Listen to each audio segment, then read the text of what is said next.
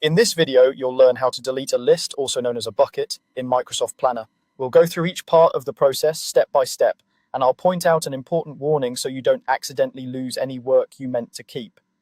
Let's start with where you need to be inside Microsoft Planner. First, open the specific plan that contains the list you want to delete. Make sure you're in the right plan, especially if you work with multiple teams or projects, because the change you're about to make can't be undone.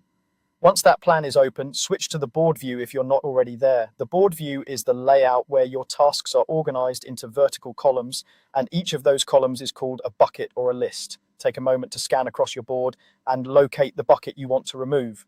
Each bucket has a title at the top, a small menu icon, and then the tasks listed underneath. Double check that you've selected the correct one. This is really important because deleting a bucket will also delete everything inside it.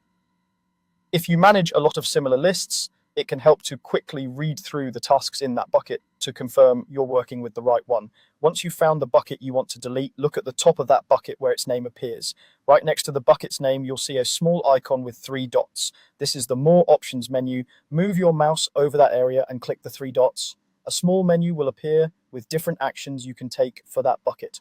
From this menu, choose the option labeled Delete. When you select Delete, Microsoft Planner will remove that bucket from your board.